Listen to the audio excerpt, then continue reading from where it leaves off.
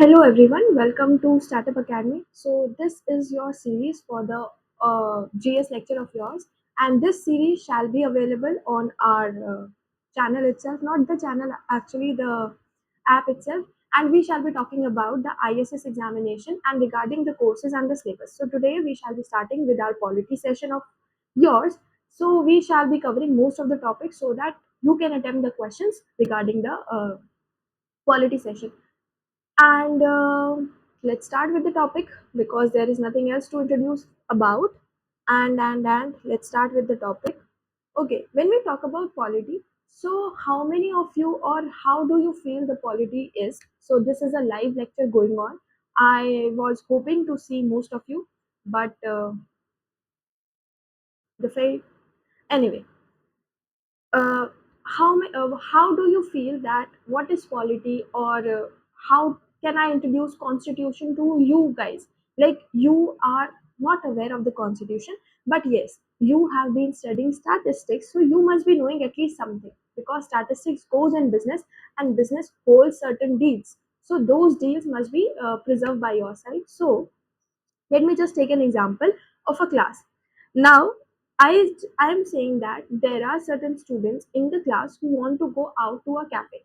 So I took those students and we went to a cafe. In that cafe, when we just entered the cafe, what I was given a suggestion was either I will be served by the servant from there, or those students needs to go out of that cafe so that the server can serve me. That was the option given to me.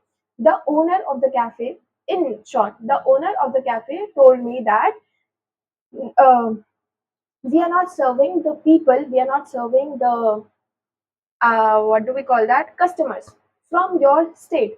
So how will we feel?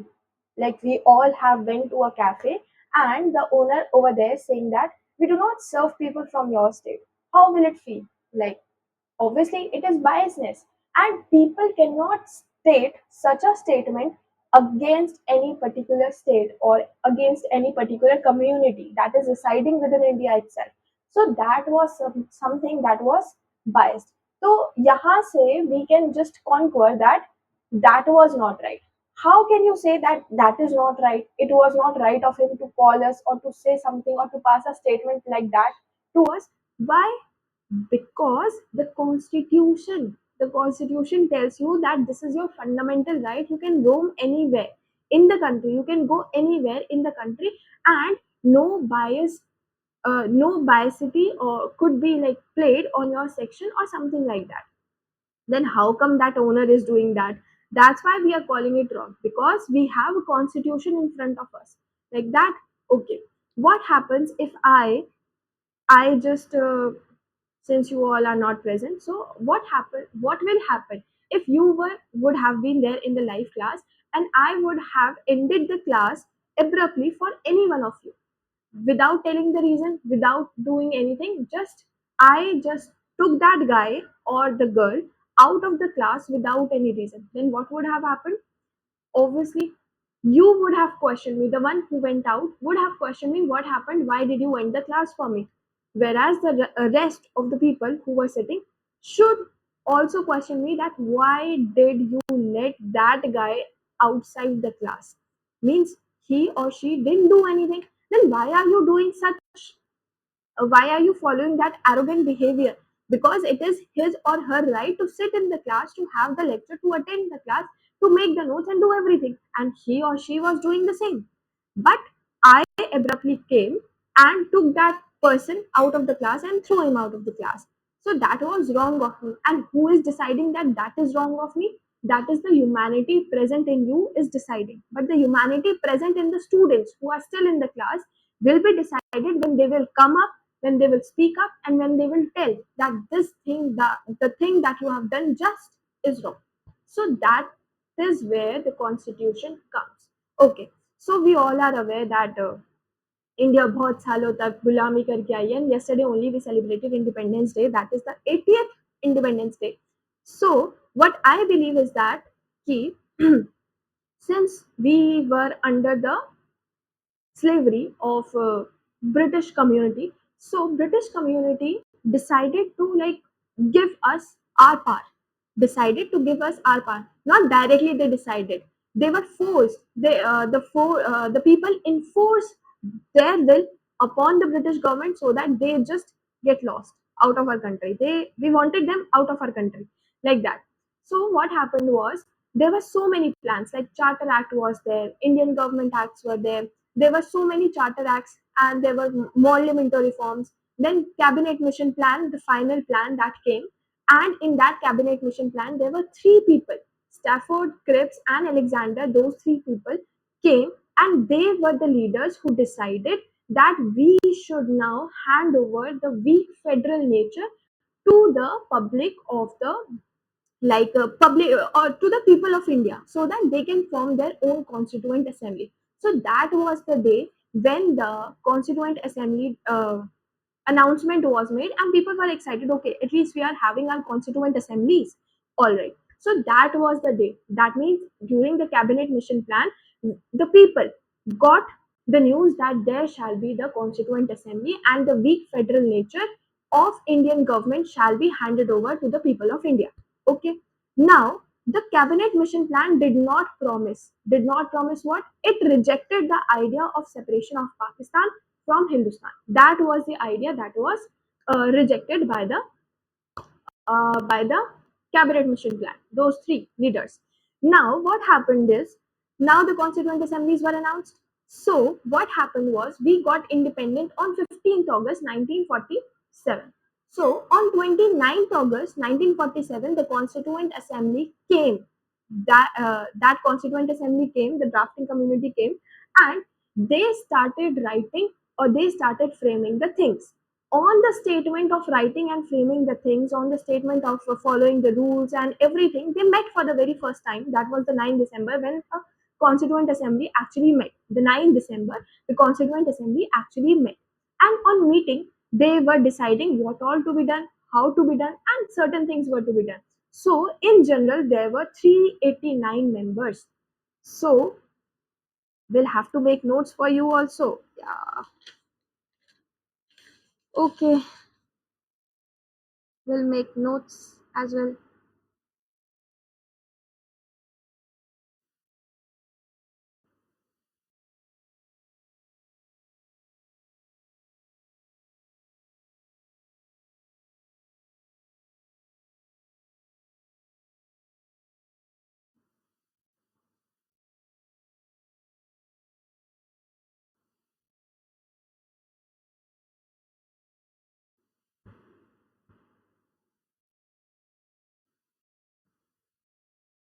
Okay, there were so many acts like there were Charter Act, Government of India Act, then Parliamentary Reform,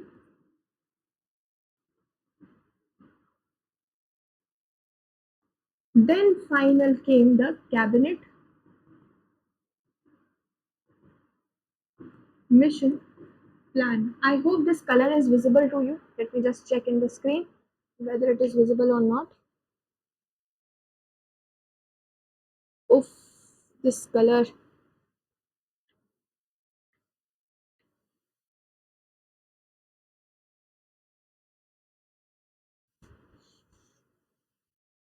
I'll have to change the color. Okay, so these were the acts that were prospered. After these prosperiment, we had this cabinet mission plan, and in this cabinet mission plan, there were three leaders.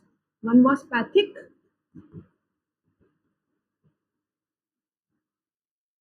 Lawrence, Cripps, and Alexander. These three people decided what? They decided that we shall now give pass the weak federal of India. India to whom? To the people of India. To people of India. This was their mission. Cabinet mission plan came with this. But, what did they do? But, but,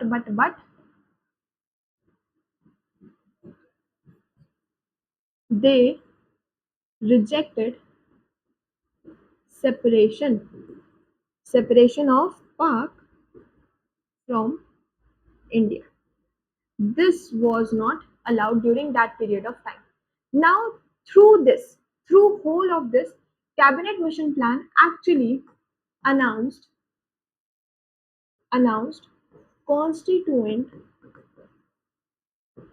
assembly, and now people were happy. At least we got the federal, no matter if it is weak, भले ही weak है, no matter if it is weak, but at least we got something. So, after this announcement of the Constituent Assembly met for the very first time on November 9. On November 9, they met for the November 9 or December. Let me just check. I guess it was.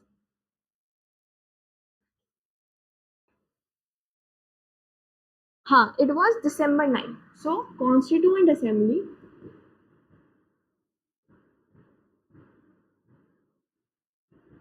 Constituent Assembly met on December 9, 1946. And who was the leading president? President President was Dr. Rajendra Prasad. He was the president for that. Total sessions were after this Constituent Assembly, we got independence. We got independence on 14th August 1947. This was the day when we got independent. So people on 29th August 1947 formed drafting community. They formed drafting committee, and on their forming on the process of forming their drafting committee on the process of forming the drafting committee, what happened was they took around 2 years, 11 months, and 18 days to draft the constitution. And finally, the constitution was drafted on 26 November 1949. This was the date when the constitution was drafted. So, this date is known as your uh, Constitution Day. Constitution Day. After this particular thing, this came into force on 26 January 1950. Why 26 January? Because this was the day to be declared as Purna Swaraj.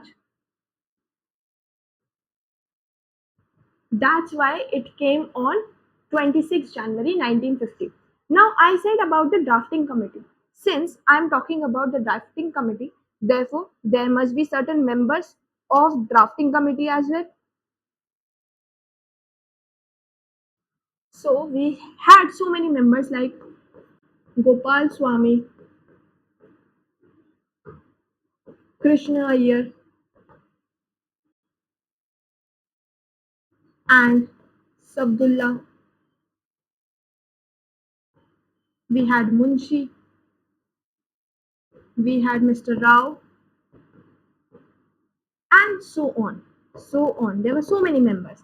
Jawaharlal Nehru was there, Rajendra Prasad was there, who were the members of the Constituent Assembly to give their objectives and their subjective nature towards the constitution, towards the drafting of the constitution. So they were also the leaders. But out of this whole thing, the major leader or the major chairman was B.R. Ambedkar ji.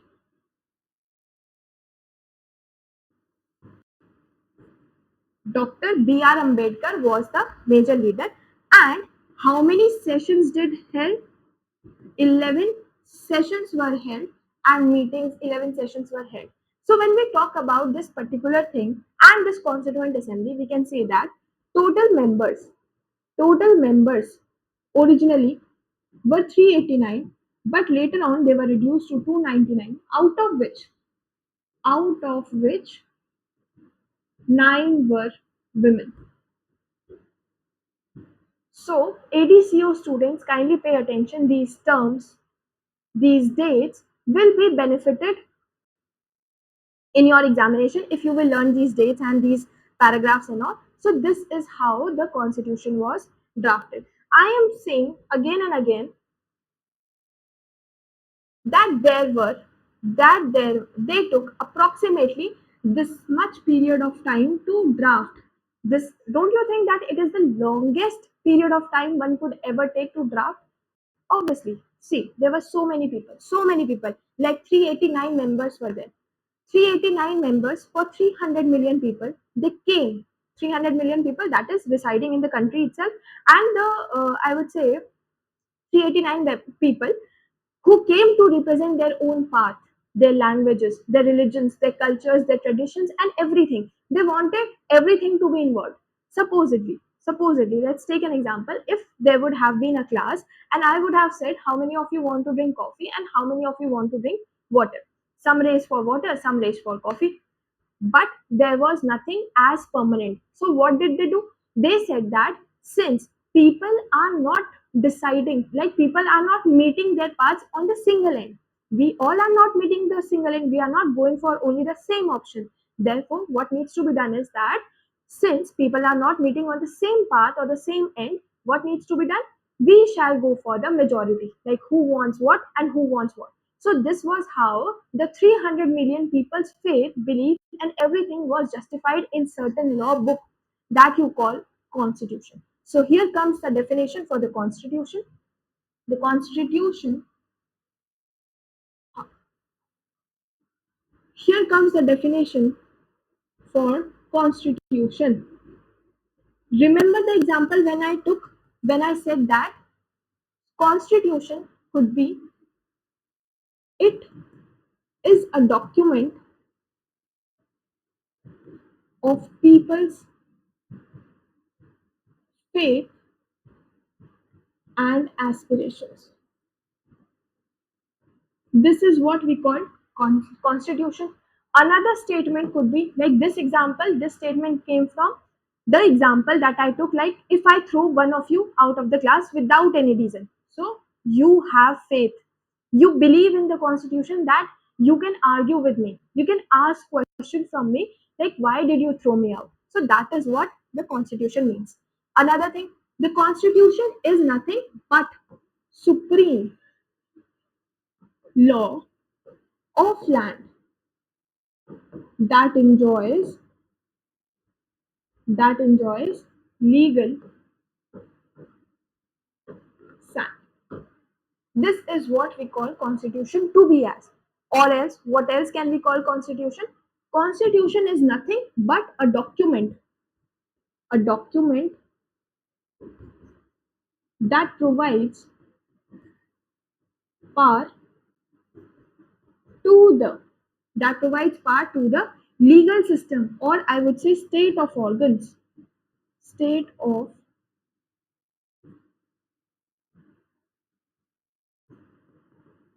who all are the organs of the state. They are namely judiciary, they are legislature, and they are executive. These are the organs of the state. So this is how we define constitution to be as. So whenever question is asked, what, why, this, how, and that, anything regarding constitution, you will mention either of these lines as your introductory part. Either of these lines, and most important line to be considered is this. It explains everything. The supreme law of land, supreme law means nothing can go beyond constitution. Nothing can go beyond constitution. That is what the supreme law means. All right. So this is all about the constitution, how the constitution came into force, how was the constituent assembly was formed, and this is about the constitution. Now, when we talk about, since we are talking about the constitution, so let's go a bit into detail. Bit into detail more was, I am calling the constitution to be types of constitution. Types of constitution. What does type of constitution mean? Types of constitution could be classified first on the type of written and unwritten. You must have heard about the constitution that it contains so many articles, for like 495 articles, then 22 parts, 12 schedules. It contains this much. Like written article or written constitution contains what? It contains articles. And in articles also it contains clauses. These are the clauses. It contains articles, it contains clauses. And since these are the two statements that are covered, therefore we call it that this type of constitution is codified.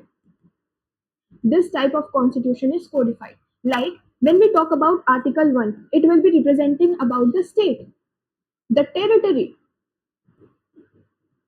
Then when we talk about Part 2 of the constitution, it talks about citizenship. Whenever we talk about the part 3 of the constitution, we talk about what? We talk about fundamental rights. It means that wherever you are talking about the parts, every part has been depicting about the certain situation or certain nature of the constitution. This is what we call the written and the codified form. Whereas when we talk about the unwritten part of the constitution, you can call unwritten part to be as not codified. It is not codified. Can you see any codes? No. But it is scattered. It is scattered means if Article 1 talks about particular thing, then Article 1 clause 1 and 2 shall talk about some other thing related to your citizen, related to your directive principles of state policy and certain sort of things. This is what we call unwritten. So since we talk about these articles, these parts, like we are talking about these articles and parts, we say 22 parts are there, 495 articles are there, and 12 schedules are there. Don't you think India's article or India's constitution is considered to be as written constitution? These are the categories, these are the features when we call some constitution to be as written constitution. This was the first phase. Now, when we talk about the second distinguishing phase, we say that one is enacted and another is evolved. Let's categorize within this. One is enacted, another is evolved. That means what? If a certain constitution has to be formed, therefore, a certain body has to be assigned a responsibility to draft the constitution. Don't you think that recently we just met a drafting committee that was comprising of Mr. Munshi, Mr. Rao, Sarabdullah, and Gopal Swami, Krishna Iyer, and so many other people, along with Jawaharlal Nehru, along with Rajendra Prasad, and the most important, that is the chairman of the committee or the drafting architect of the constitution, that is the Dr. B.R. Ambedkar. So don't you think that we just met so many people that constituted a body called drafting committee? That means a single here single body drafts constitution. This is what, and all the laws were made within the period of approximately 3 years, and after that they came into force on 26 January directly. बना था 26 नवंबर को and came into force on 26 January directly. Not that rule 1 to be applied from today, rule 2 to be applied from tomorrow, rule 3 after 2 months, rule 4 after 5 months. So the rules were made, they were compiled, and after compilation, they came into force directly within the single code. So things are enforced. They are enforced within a single code. This is what we call the enactment of the constitution. Now, when we are saying that these are the things, so we call Indian constitution to be enacted, US constitution to be enacted. Whereas what does evolve mean? Evolve means like with respect to time. With respect to time, people are moving, people are inhabiting the various habits, and with respect to time, they are just building those habits to be their culture, to be their part of religion, to be part of their tradition, and so on. And thus, they are calling it to be a rule. Got it? Like people are evolving with evolvement of time. With evolvement of time, people use hundreds of years to imbibe what? To imbibe the habit that becomes become क्या? Their tradition or culture, and later on it becomes a rule. Alright, this is what we call evolvement.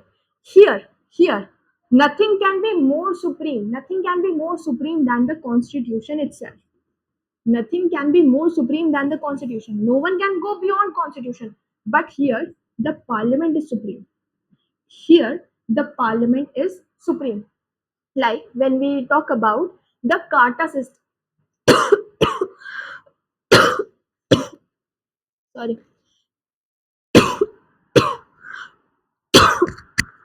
Sorry, sorry.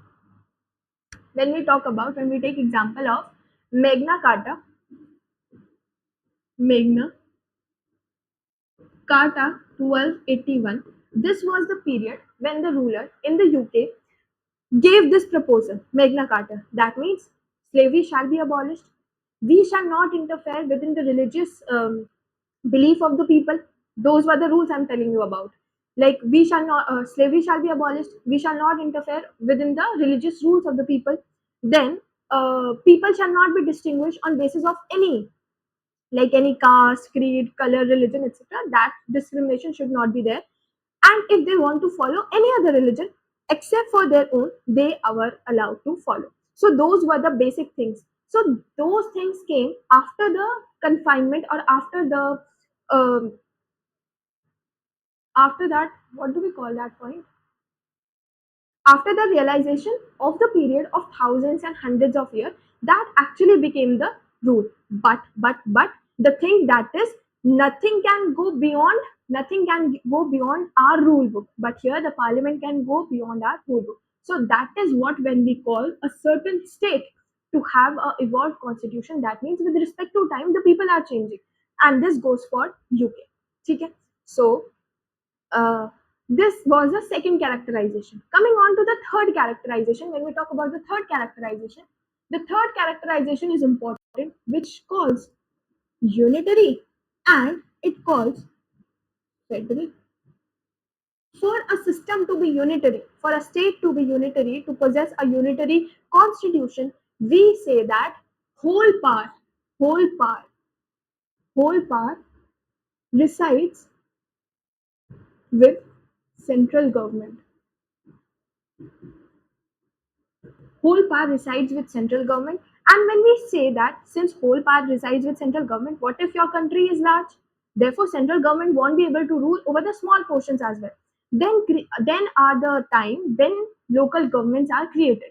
Once the local governments are created for the administrative purposes, it is on the wills of the central government up till when they shall remain in the house to rule, to administer, and afterwards they cease to exist. So this is the will, or this is the feature of unitary system, that whole power reside within the central government, and local governments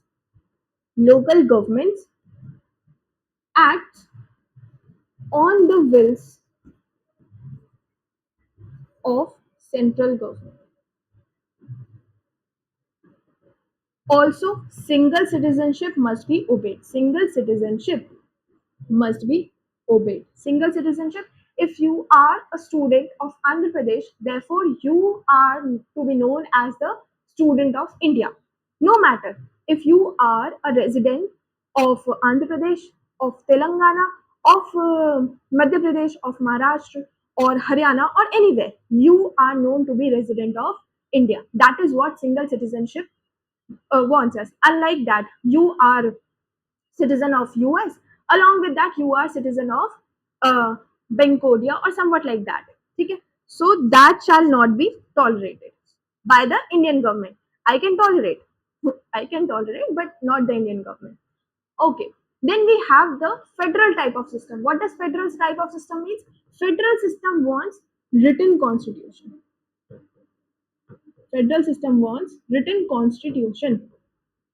All right, we have it. It wants dual government. Dual government refers to government at the state and government at the center. Both should be ruling each other. That is what we call the dual government. Then written constitution is there. Constitution must be supreme. Constitution must be, first point it says that constitution must be supreme, and second point it says that constitution constitution is supreme and constitution is rigid. That means if you need to make any amendment, it is so rigid that it will require types of majority, so that you can make certain sort of amendments in the constitution. Then it called the constitution says that judiciary must be independent. These are the features that says that if a system is federal, then certain things are to be obeyed. If a system is unitary, then certain things are to be obeyed. Now, दुनिया का बड़ा सवाल आता है, क्या India India क्या है?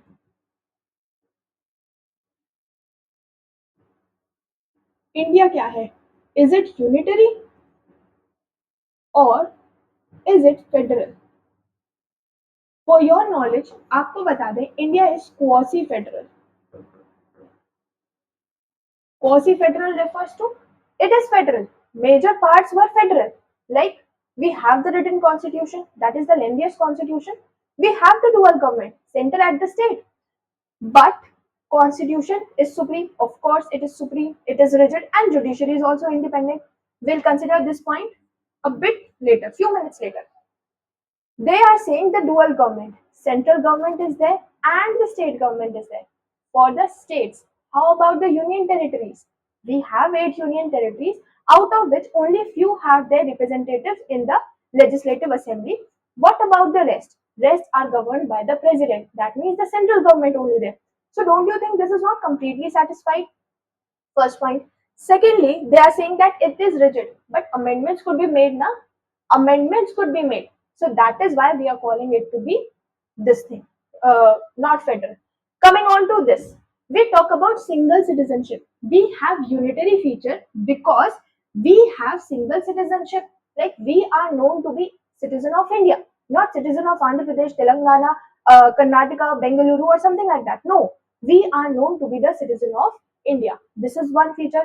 Another feature says that whole power resides within the central. During the time of emergency, remember, during the time of emergency, when it was imposed during the time of Indira Gandhi, at that period of time, we had this. We had this. The whole lot power was given to the central government, and the state government was acting like a local government. So that is the basic thing. Right? We can see these two features. Therefore, we are not calling it complete federal and complete unitary. We are calling it to be as quasi-federal. We are calling it to be as quasi-federal. So, a homework is coming for ISS students. Explain how it is quasi-federal. Like the question says that is Indian feature unitary or it is federal, and how? So you will be saying it is neither unitary nor completely federal, it is quasi-federal. This is the important point you need to frame, that it is quasi-federal, and then you can explain how it is quasi-federal. This is your question number 1 to be solved as an assignment. Alright, now we are coming to this point, that is judiciary must be independent. There are three organs. There are three organs.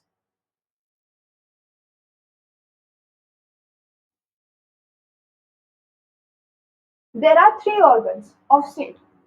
We have organs of state and three organs. First is legislative,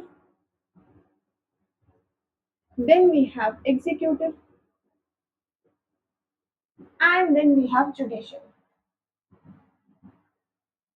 When there are three organs, let's talk about legislative to make laws, executive to implement laws, and judiciary says that to do justice. This is the thing. Like organs of state, three organs of state are there: legislative, executive, judiciary. They all are independent. We are saying that judiciary must be independent. For judiciary to be independent, supposedly two people are fighting against each other, like state A versus state B. State B is fortunately friend of judiciary, and state A is neither. Therefore, they both go to judiciary to seek justice. Like we are fighting, we were having a fight regarding the border. Like this border belongs to us and that border belongs to them, or this river belongs to us, that river belongs to them, or something like that. They both were fighting. They went to the judiciary.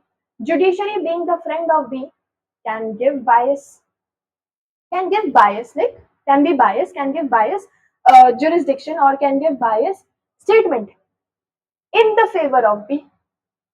And the thing turns out to be that it actually gave, and this is called injustice to B. The injustice to A was done. So is judiciary doing its justice, its work? No, it's not. Therefore it is necessary for judiciary to be independent. It is necessary for judiciary to be independent, so that if there is any dispute between any of the two states, then actually it can check what? It can check the rule book. It can check the rule book and can give its statement according to the rule book. That is what we call justice. Sorry, judiciary must be independent. That is why it holds great importance and it is important. Alright, so this was it. Now we are saying that legislative, executive, judiciary are there. Judiciary is acting independently. How about these two? What happens if these two acts freely? Like no one is taking care of them. What they are doing? They're just doing their work, doing. Supposedly, supposedly, legislative makes laws and they are making law after law they are making. No one is stopping them from making the laws. And executive is not implementing either of them. Not. They are making laws. So many laws are piled up, but executive is not implementing any of those laws. Therefore, judiciary will come and will resolve the query between these two, and the things will be taken care of. What happens if judiciary is not to be taken care of? That means it is not looking into the book directly. It is saying that, oh yeah, it is there in the book, you just go and get law, this is my statement.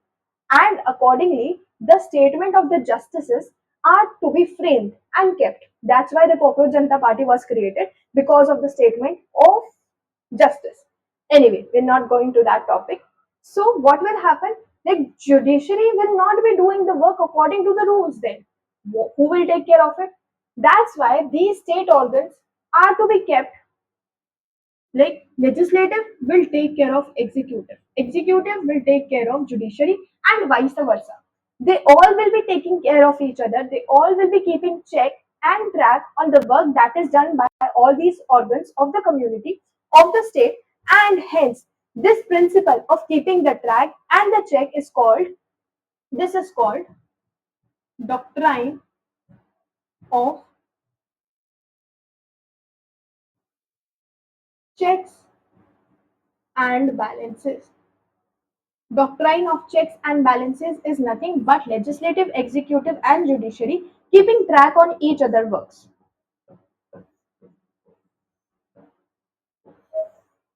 This is what we call keeping a track on each other works, and this is how they work, they prosper, and this is how the state actually flourishes. So, coming on to another statement that I need to discuss about is that again and again we are calling our system to be written. And again I am saying that it is actually the system with lengthiest with lengthiest constitution. How does it become lengthy? We are the great borrowers. We are the great cheaters. Like we cheat and we borrow and we cheat, we bring it to our country and we call it borrowing. So we borrowed certain rules and regulations from the state of other communities, like from places of other land, and thus we call it to be the lengthiest constitution. So here is the statement. How did we borrow it? Okay, so here are certain important dates, like on 13th December, this thing was done. Jawaharlal Nehru, 22nd January, 29 August, November 1948. 2 years were taken, 11 sessions were there, 165 sittings were there, 4 days were devoted, and coming on to the sources. Coming on to the sources. When we talk about the sources, when we talk about the sources, okay. When we talk about the sources, we have like the sources of constitution. I hope it is clear in the screen.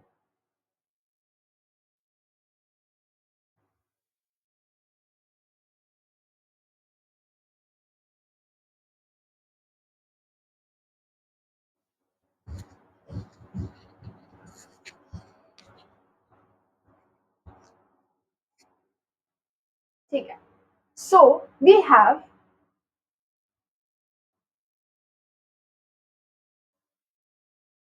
this borrowing.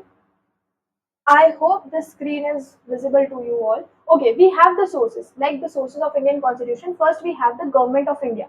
From government of India we took this federal system. We took federal system. Then from the British Parliament or the Britain Parliament we took the parliamentary system. We took the parliamentary system. From US Constitution, we borrowed the fundamental rights. We from the Canadian system, we bought the High Court judges, their approval, their removal, Supreme Court judges, and so on. From the French Constitution or the France Constitution, we bought the fundamental rights. We bought the term fraternity. We bought the term equality and liberty. These were the three terms that were added during the time of Indira Gandhi. At that time, amendments were made in the preamble. So those were the terms. Then we have the Soviet USSR. From USSR, we bought directive principles of state policy. These were the USSR topics. Then from the French Constitution, Australian Constitution, we borrowed the Parliament about how to be ruled and what all constituent assemblies were to be formed and so on. From the Irish also, we followed the directive principles of the state policy. Major policies were followed from this only.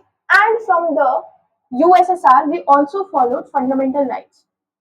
Fundamental rights. Fundamental duties. These were also borrowed. Fundamental duties. So these were also borrowed. And then Australian constitution we have, that is the leading to the parliament. Also with that we had South Africa. Australia say we also borrowed the concurrent list. We also borrowed the concurrent list system. Then we have South Africa also. South Africa say we borrowed how to amend. How to amend. That is why the two-third majority that is actually reliable for creating the amendment. And also there was Germany कहाँ लिखे यहाँ लिख देते हैं. Here there was Germany, and Germany say we borrowed emergency rights. How to impose emergency, how to do what. So this is the source of constitution, like from where did we adopt what. And this is very important for those who are appearing for ADCO, because they can directly ask from which part of the constitution was this following obtained. So I shall be providing you this PDF, so you can take a note of that. Also I will share you a cutting of a book page, so that will give you the precise description, though it is also very clear, but that book shall help you a lot out, so that shall be given to you. And if it is not shared, kindly ask me so that I can just share it, because after the class I just roam here and there and things goes off my mind, so I hardly remember. So that is your responsibility to remind me that you need to share that cutting or that page. All right. Okay. Coming on to the next thing, this is why we call it the lengthiest, because of the borrowing from the so many countries. All right. So coming on to the next page, coming on to the next thing. Next thing is that there were so many people, like 389 members, approving one particular thing. Imagine we are the class of 5 students, and we all 5 want to study different topics. Who will choose what? So we will go for voting. Let's vote who wants to do this, who wants to do that, and hence the voting system will simplify the case. This voting is actually available in the constitution as well. Supposedly, a bill is being introduced in the society, in the community, or in the what do we call that? In the parliament. A bill has to be introduced. On the introduction of the bill, what happens? On the introduction of the bill, what happens is when we introduce a bill, what happens is the bill goes. There are certain people who want to vote against it. There are certain people who want to vote with it. And there are certain people who do not want to vote. So regarding to that, if the bill needs to be passed, that depends on what type of bill, that depends what type of bill that is. So regarding to that particular situation, the things actually occur. So there comes your major topic, that is majority. Topic comes as majority. What do we call a majority to be as majority खुद अपने बहुत सारे type की होती है 4 types की majority होती है पहले is your simple majority then is your absolute majority and then comes your effective and here comes your special. When we talk about the simple majority is says that 50% of the total strength present and voting. What does it mean? It says that 50% of the total strength present and voting. So, this type of majority says that supposedly there are 500 members, out of which only 400 are present, out of which only 300 says that we can vote. Rest 100 are saying that we are not ready. We do not know whether to vote or not. So, only 300 people are voting. So, if 300 people are voting, 300 का 50% करोगे तो it will become 150. So 150 अगर चीजें मिल जाती हैं, then the bill is said to be passed with simple majority. Simple majority is utilized where it is utilized in speaker, chairman, speaker, chairman, deputy speaker, and so on. This is where we use this particular majority. When we talk about the absolute majority, talking about the absolute majority के बारे में बात करने के लिए absolute majority says that 50% of the total strength. It means that if 500 people are there, at least 250 must vote. And must vote for what? For president, for vice president, election purposes, and so on, etc. And so on. Alright. Then we have the effective majority. What does effective majority means? Effective majority says that 2/3 members of effective strength. This is what we call the effective majority to be asked. Effective majority, effective strength क्या हुआ? Effective strength जानने के लिए आ जाओ अपने topic पर जो कहता है सपोज आपके पास है 500. There are 500 members out of which only 400 are there who are regular and those 100 are either absent or they are removed or they have died. That means they have left their position in a certain way, either by dying, by ratification, or by impeachment, or something like that, the processes. So only 400 people are there who are regular and who are present. So this becomes your effective strength. This becomes your effective strength. So for effective strength, we say that we can remove or we can impeach. We can impeach president, we can impeach vice president, we can impeach speaker, deputy speaker, and so on. This is what we call to be as effective strength. Then when we talk about the Special majority offers us favors.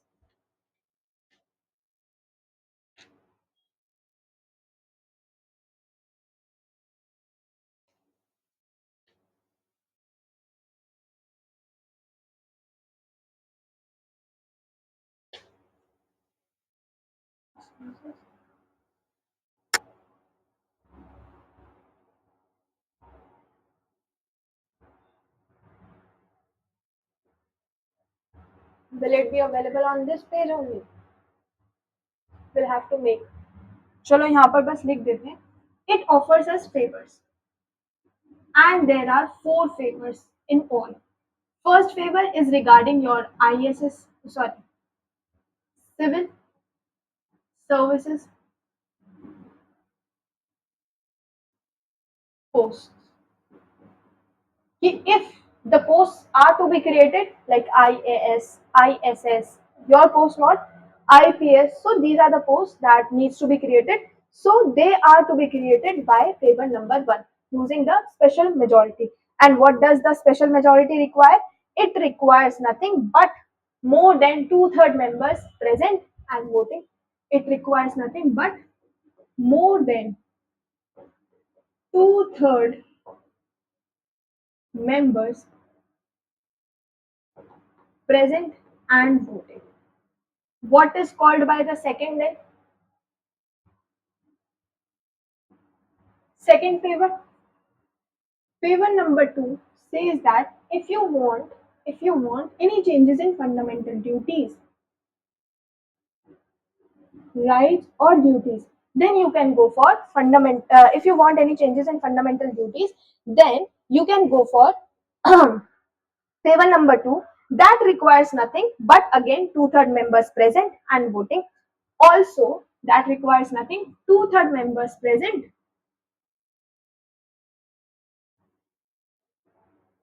and voting. Then we go for favor number 3.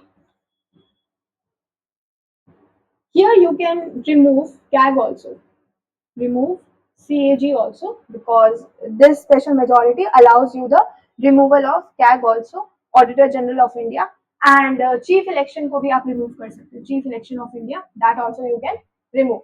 Now favor number 3. Favor number 3 says that special majority is there, and also this is used to make amendment in constitution. This requires what? Two-third members and so on. It requires. Along with that, it requires ratification by the state as well.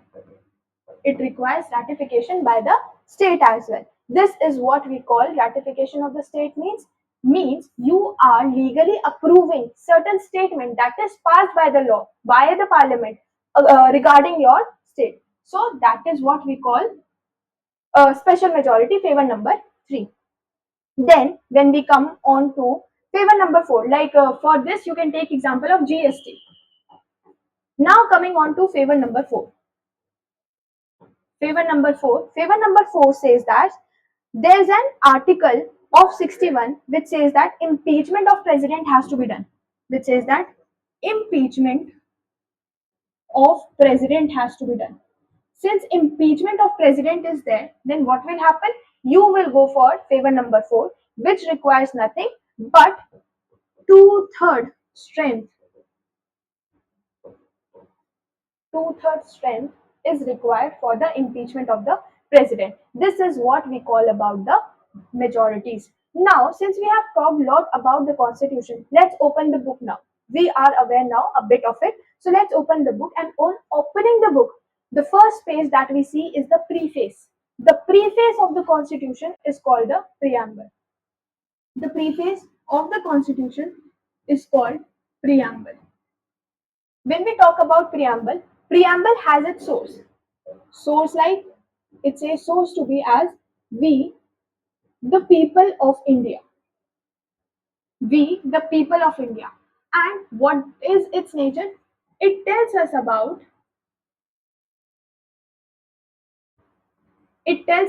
like we, the people, of India. And what does it tells us about? It tells us about the nature like sovereign, socialist, secular, democratic, republic. And what are the aims and mottos? Aims and mottos are sovereign, socialist, secular, democratic, to constitute India to into a sovereign, socialist, secular, democratic. Like fraternity, it will give unity, equality, justice. Justice could be of three types. It could be social justice, economical justice, and social, economical, and the political justice.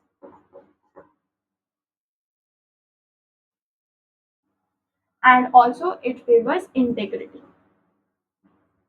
This is the promise of our preamble.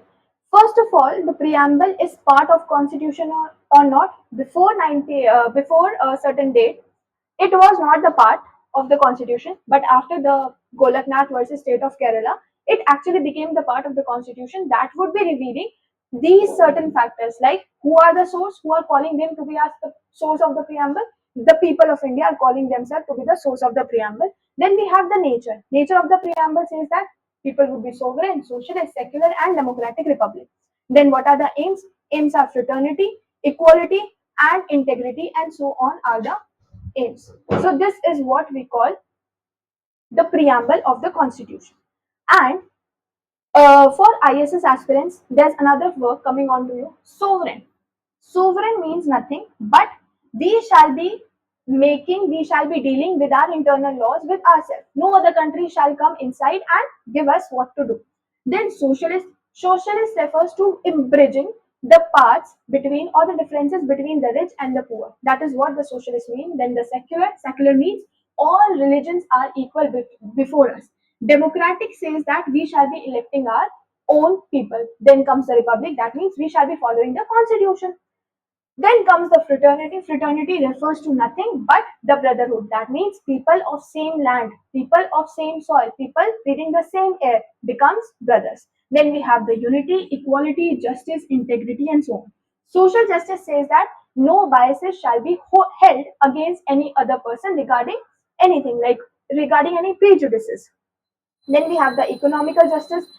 Rich and the poor must be balanced. It is not that if you are not rich, you shall not be allowed the system to vote. It is there, universal adulthood suffrage is there, which says or which promises that you can vote anytime. Then we have the political justice, like a man in on position or in government or in parliament is to be treated differently from the normal people. Of course, it is treated like we are given the various facilities. If you will become ISS, you will be getting various facilities, more facilities than compared to the normal person. Then regarding this, there was a case. A woman said that if MLA at any position, if a person at any position commits a crime, then why is he being treated differently than a normal person committing the same crime? So there was a debate regarding that particular case also. So from that, it became that the person will have to resign from his position so as to become a normal man, and then the justice will treat him directly. Whereas if he is at his position, then still if he is at his position and is committing a crime, murder or something, or rape, like something sort of that, then he will be forcefully made to resign, or he will be impeached by the system, and then he will be treated like a normal man. So this was the case. And integrity. So this is your homework to write the certain things on the whole or topic of yours, and this completes our preamble, this completes our constitution, how the constituent assembly was formed, important dates have been mentioned for ADCO students, how from where did we borrow the constitution, and for ISS students this preamble is important. And one more thing that I told you about the Indian system, whether it is unitary and federal, still the quasi-federal term is not very clear among the minds of the various students. Therefore, I want it to become clear, at least among my students, they are aware कि quasi-federal क्यों है, ठीक है? So that needs to be taken care of. And the rest of the things we shall cover in the next class. In the next class, we shall be starting with the parts, part number 1, 2, 3, 4, like that. We shall